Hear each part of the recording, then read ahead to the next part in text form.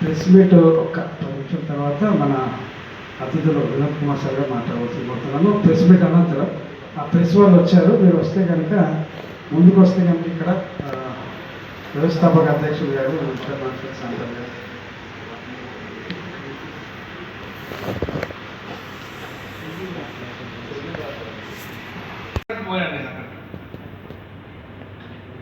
వాళ్ళు 3 రోజులు నాకు ఆతిథ్యం ఇచ్చారు. అక్కడ ఇండియన్ ముస్లిమ్స్ డిఫరెంట్ యూనివర్సిటీలో నా లెక్చర్స్ పెట్టారు. అక్కడ మన వాళ్ళు వచ్చారు. నేను వస్తున్న విషయం తెలుస్తుంది కదా, మన సర్కిల్లో తెలుస్తుంది కదా. మన వాళ్ళు వచ్చారు.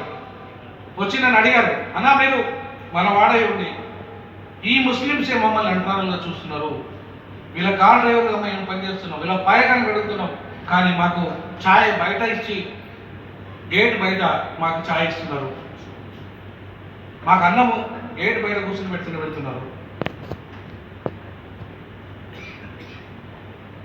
అట్లాంటి వాళ్ళ రైట్స్ గురించి మాట్లాడడానికి వచ్చినవే, మనం మా రైట్స్ గురించి ఎవరు మాట్లాడారు?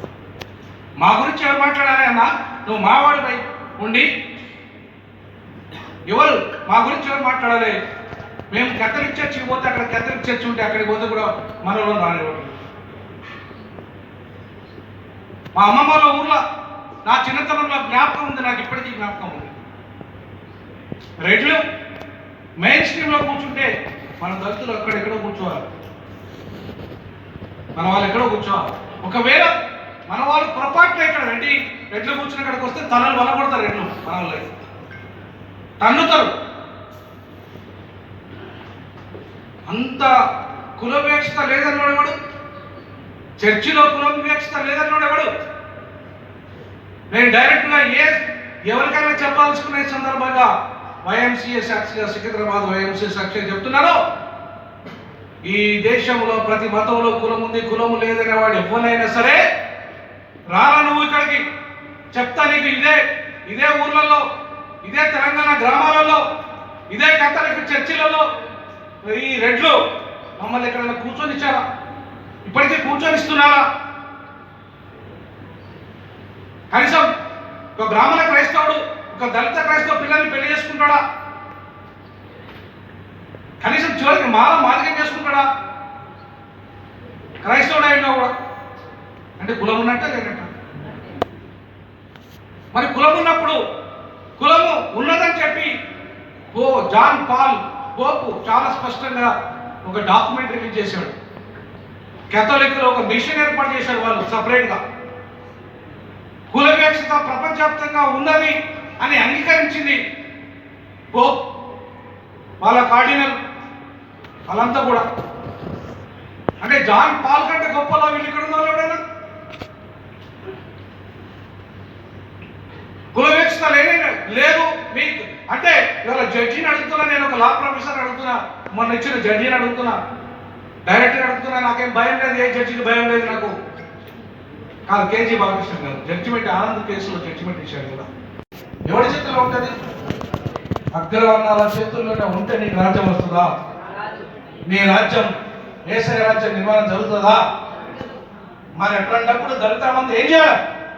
ఏసఐ రాజ్యాన్ని ఇక్కడ నిర్మించాలంటే ఓటెవరికి? ఏసయ్య భక్తులకు వేయాలి, అంబేద్కర్ వాదులకు వేయాలి. ఆర్పి అంబేద్కర్ స్థాపించిన స్వయం పార్టీ. నేనంటున్నా ఏసయ్య ఇవాళ మనం అంటున్నాం 2028లో యేసును నమ్ముకున్న భక్తుడే తెలంగాణ ముఖ్యమంత్రి కావాలి.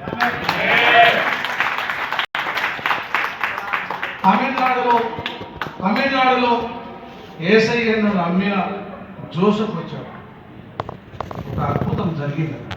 తెలంగాణలో కూడా ఆ అద్భుతం జరగాలి. ఏసయ్య ద్వారా జరుగుతుంది. మీ అందరి ప్రార్థన వల్ల అది జరుగుతుంది. ఒక మా అమ్మ ప్రార్థన నన్ను ఈ స్థాయిలో నిలబెట్టింది. మీ అందరి ప్రార్థన అక్కడ నిలబెట్టదా? అక్కడ కూర్చుండబెట్టదా? నేను ఒక్క రూపాయి అవినీతికి పాల్పడను, ఒక్క రూపాయిని అవినీతికి పాల్పడనివ్వరు ఎవరిని కూడా. అట్లాంటి మనస్తత్వం ఉంది నాకు. దయచేసి నేను ఏదో మాటలు చెప్పాలని కాదు, ఈ 12 ఏళ్ల సర్వీసును వదులుకోవడానికి కారణము ఆ క్రైస్తవ సమాజాన్ని ఒక ఆత్మగౌరవమైన సమాజంగా తయారు చేయాలని, వాళ్ళకి రాజకీయ అధికారం యొక్క రుచి చూపెట్టాలి. ఇంకెంత